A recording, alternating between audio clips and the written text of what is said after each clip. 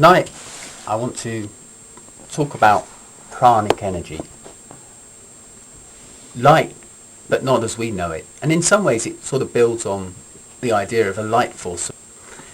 But you see, understanding the true nature of light and its relationship between thought and matter is something that is really important for us to start tackling during 2011 and the years ahead of us. Visible light comes from the sun, and we associate it very much perhaps with the sun, but it also comes from other sources. But in addition to the light that you can see, there's a more subtle version, which we might call pranic light. The light you can see and the pranic light are linked in the same way as, say, your physical body and the soul. They are part and parcel of the same thing, but they're not on the same vibrational frequency. Well, pranic light equates to the thoughts produced by all living beings, and not only humans but plants, animals, and every other entity that can generate this thought stuff, this energy. And it's the accumulation of all the thought processes that have ever been that create pranic energy. And as you can imagine, it's a powerful matrix, and it's eternally building, eternally evolving. Now, if we consider that the source of life is thought and the source of thought is light, we begin to see that light, thought and life are closely intertwined.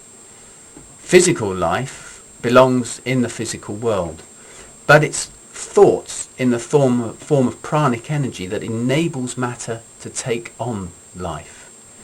And this is the energy we talked about a couple of weeks ago, the idea of the life force. It brings to life the physical universe.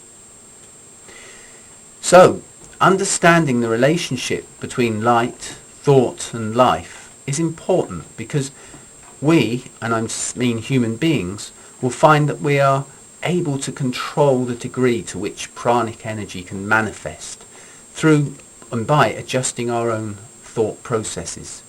We are in fact capable of manifesting the life force, the pranic energy that imbues life, by transmitting energy from our own thought force. We can create a powerful positive energy which can be transmitted to other human beings and to other life forms. In some cases, this generation of energy can take the form of healing. In other circumstances, it can be transmitted as a sense of love. But the fact remains that it is a positive energy. It's a creative force for good. As individuals, we have the ability to create then and transform our own life force solely through the modification of our own thought processes. You might say it's the power of positive thinking, and we can do this, we can magnify this effect through the interaction and alignment with pranic energy. Now, this transformation obviously takes place at a mental level, and through this we can induce a changed state of metabolism, which in turn induces a different requirement for the life force. Similarly, we absorb the cumulative life force by changing our whole psychic metabolic rate. So there's an awful lot going on here, more than just the physical workings of the human being perhaps. So how then do we begin to grow into this role of co-creators as conduits for pranic energy? Well, it starts with our breathing. Conscious breathing, powerfully dedicated and committed to attuning to the pranic force, is a key factor. Yogic breathing is a powerful exercise which helps you to focus and manifest pranic energy, but it's not the only way. For example, similar exercises which provide development for life force energy include the idea of qi in Taoism and ka in ancient Egyptian alchemy. So there are many ways that we can start attuning ourselves through the way we breathe and just thinking about our state. Are we breathing deeply? Are we taking in the air and the energy that's around us? Are we tuning into what's around us? Whatever the method we choose, and it's probably a matter of individual choice, the intention is to become at one with the pranic energy, merged with it and completely suffused by it. And only by attuning to the energy can we fully absorb it and so fully fulfill our potential as conduits for it. Importantly, the transformation also happens through our interaction with other people, because we can bounce off each other. We can bounce off each other in a very positive way, and in doing so we affect each other's thought processes.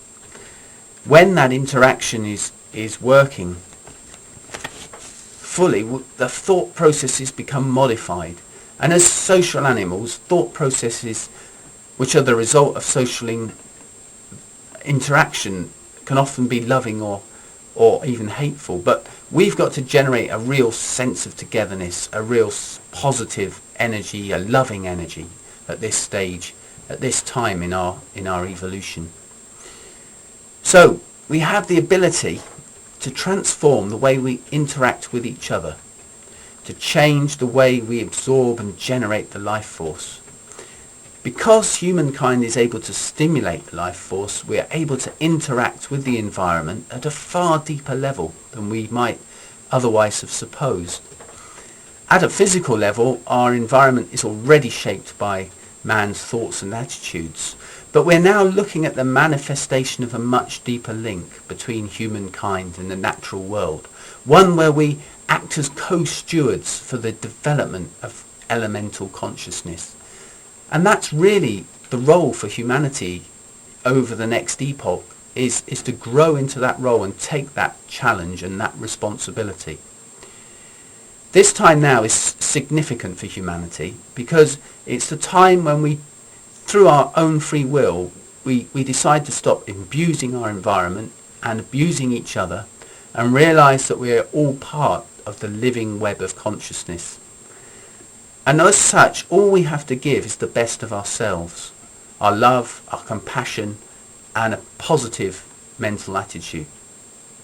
So, our challenge is to align with these new energy streams, attuning our thoughts and our intentions so they emanate from the highest aspects of the soul self.